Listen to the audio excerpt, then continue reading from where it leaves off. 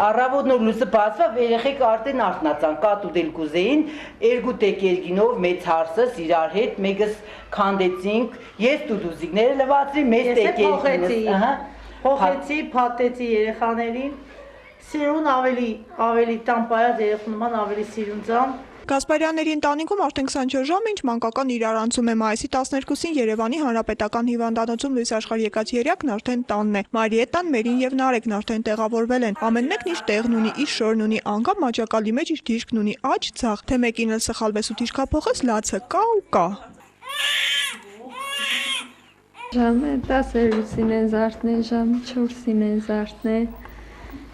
Ինքը կատ ենք սարքետվել են, կերել են, բայց էլի անհանգիստ են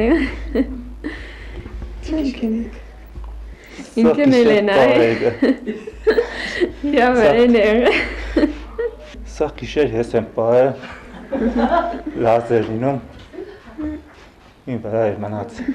Թե երիտասարդ հայրիկը ողջ գիշեր 3 երեխայի թնգտնկոսն լսելու դահեկությունը, այլ ապա առավել բարդ է եղել տատիկի գործը, 3 գումարած 2։ Այս տանը բացի նորածիներից բնակվում են նաև ավագ որդու 2 անչափահաս երեխաները՝ Սյուզին ու Վաչիկը։ Երկու հատուն էին, գիրեկն էլ ավելացան, այդ օրը 5-ն էլ անհանգիստ էին։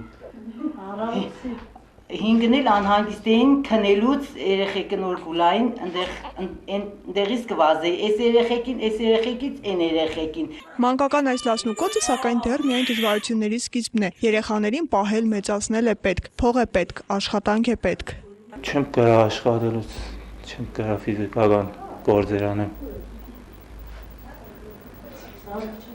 Առողջականս թույլ չի տա։ Գյուղատնտեսական բաներ կյանենք, մի կերպ պահենք։ Կերսարած թե կերս դուրս են գալիս, կաշխատենք,